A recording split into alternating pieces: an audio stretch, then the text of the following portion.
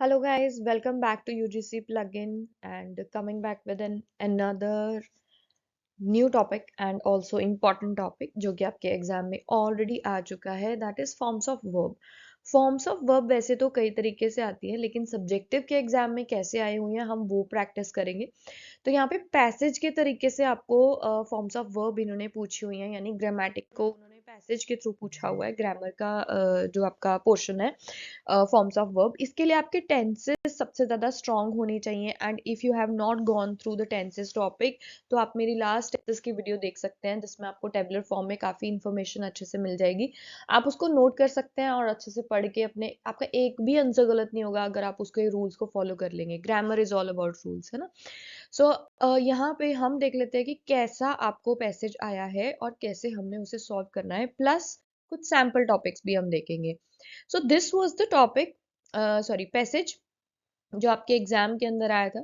ये सिंपल सा एक पैसेज है जिसको आपको सॉल्व करना था। जो ब्रैकेट में दिए हैं उनके टेंसेस को करेक्ट करना है आपको, यानी कि rewrite the passage after changing to the correct form of verbs in the brackets.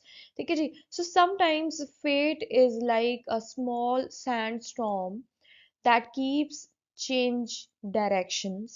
ठीक है, that keeps changing directions. You change direction but the sandstorm chase you.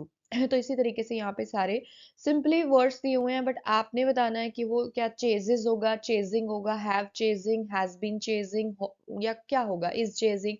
तो इस तरीके से आपको बताना है कि कौन सा टेंस यहाँ पे होगा। So here I have solve this for you कि क्या इसका करेक्ट फॉर्म रहेगा यहाँ पे। So sometimes fate is like a small sandstorm that keeps changing directions. ठीक है। यू चेंज डायरेक्शन, ये सिंपल सिंपल प्रेजेंट है। You change direction but the sandstorms chases you. ठीक है। You turn again but the storm adjust. पूरा passage अगर आप देखोगे तो वो सिंपल प्रेजेंट के अंदर है। बहुत बार ऐसा होता है कि हम एक ही बार पैसेज का अगर करेक्ट फॉर्म पकड़ ले तो पूरा पैसेज हमारा करेक्ट हो जाता है, बट ये एक की नहीं है। हर बार ये काम नहीं भी करता है। ठीक है। So you have to be careful here कि मैं किस टेंस को आंसर कर रही हूँ और कैसे आंसर कर रही हूँ या कर रहा हूँ। ठीक है। एक और जैसे हम सैंपल देखते हैं, ये पूरा पैसेज आप देख सकते हो जिसके अंदर हमने एडजस्ट किया है या प्ले किया है, मतलब सिंपल प्रेजेंट के अंदर है। ब्लो को ब्लोज किया है। हम सिंपली हम क्या करते हैं कि फर्स्ट पर्सन सिंगुलर नंबर के साथ हम एस या ई एस लगाते हैं, वही इस पूरा पैराग्राफ के अंदर हो रहा है। ठीक है ji. Then next one, passage one, जैसे मैंने यहाँ पे एक सैम्पल पैसेज आपके लिए बनाया है कि the river flow through the valley carve its way into the earth with quiet determination. Birds fly above, their wings reflect the golden hues of the setting sun. Fishermen cast their nets, hoping to catch the day's bounty. Meanwhile, children splash in the shallows, their laughter echo through the air. The river continue its journey oblivious to the lives it touch. It knows, it know the no boundaries, only the pull of the ocean waiting at its end. ठीक है जी। तो यहाँ पे भी आप अगर देख रहे हो तो आपने अगर यहाँ पे ही अगर आपने कैच कर लिया कि the river flows through the valley, right. So यहाँ पे ही अगर आप देखते हो तो उसी से ही हमें एस या ई एस लगा के हमें पता चल जाता है कि ये भी सिंपल प्रेजेंट के अंदर ही साउंड कर रहा है। So here is the answer for this कि the river flows through the valley carving its way into the earth with quiet determination. Birds fly above, their wings reflecting the golden hues of the setting sun. Fishermen cast their nets hoping to catch the day's bounty. Meanwhile, children splash in the shallows, their laughter echoing through the air. The river continues its journey, oblivious to the lives it touches. ठीक है। It knows no boundary. तो आप सारे का सारा देख रहे हो, इसके अंदर भी हम सिंपल प्रेजेंट में आंसर कर रहे हैं। Another example for you guys. अब यहाँ पे आप खुद जज कीजिए इससे पहले कि मैं आपको बताऊं कि क्या यहाँ पे आंसर रहेगा। सो इसका आप खुद भी जज कीजिए कि क्या इसका राइट होगा। By the time the sun rise, the travelers already pack their belongings and prepare to leave the campsite. They spend the previous night under the stars, share stories, enjoy the warmth of the fire.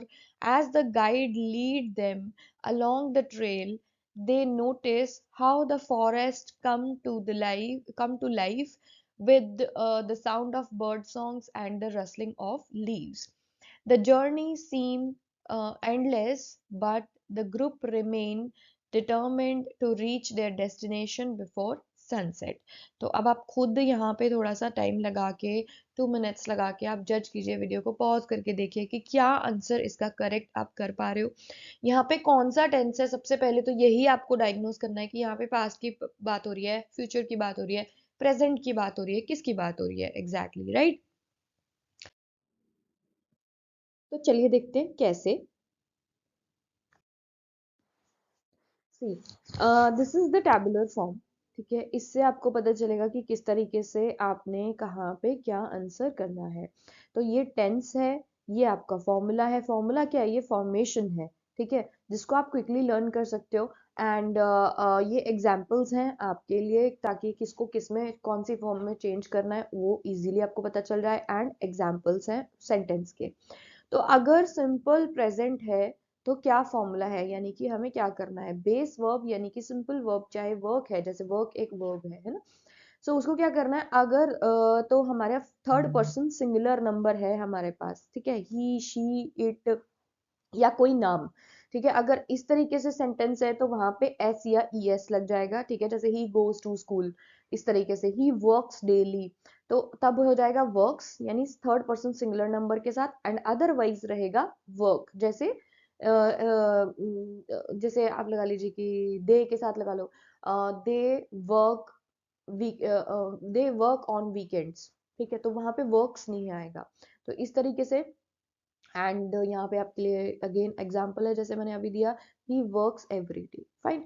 Then अगर simple past है तो past form ही रहेगी, ठीक है, इसके अंदर कोई changes नहीं होते हैं, पास्ट की पास्ट फॉर्म ही रहती है, वर्क का वर्कड हो जाता है, शी वर्कड येस्टरडे, फाइन। अगर फ्यूचर, सिंपल फ्यूचर में आपको बदलना है तो विल लग जाएगा बेस फॉर्म के साथ, यानी फॉर्म वैसी, वर्ब की फॉर्म वैसी ही रहेगी, साथ में विल लग जाएगा, यानी दे विल वर्क टुमारो।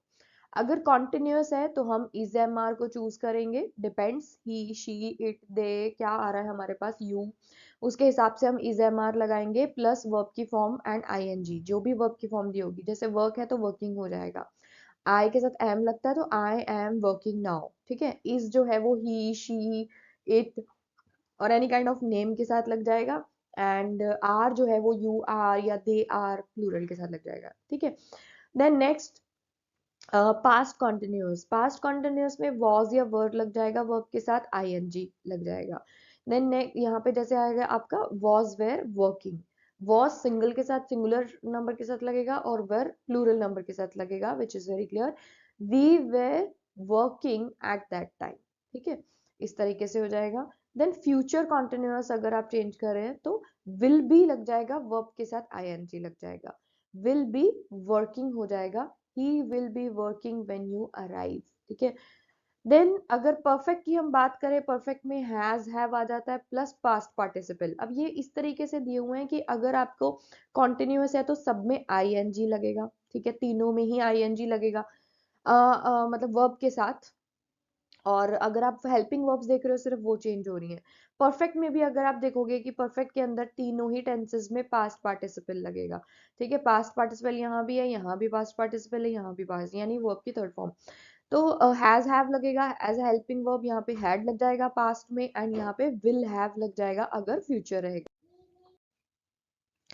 तो तीनों के अंदर क्या रहेगा? यहाँ पे पास्ट पार्टिसिपल रहेगा, सिर्फ यहाँ पे चेंज क्या हो रहा है? हेल्पिंग वर्ब्स, यहाँ पे हैज हैव आ रहे हैं, यहाँ पे हैड आ रहा है पास्ट के अंदर, एंड फ्यूचर के अंदर विल हैव। अगर हम परफेक्ट कॉन्टिन्यूस की बात करते हैं तो वर्ब के साथ बीन लग जाएगा, been plus verb ING, okay, so यहाँ पे हैज हैव हो जाएगा अगेन, पास्ट में हैड रहेगा एंड फ्यूचर में विल हैव रहेगा. So this is the trick और फॉर्मूलाज जो आप लर्न कर सकते हैं क्विकली एंड बहुत ही इजी बना देगा ये आपके लिए. फॉर्म्स ऑफ वर्ब के पैसेज आए या किसी भी फॉर्म अदर फॉर्म में आपको आ जाता है तो भी आप सॉल्व कर पाओगे. Hope this helps you. Stay tuned for next video. Thank you.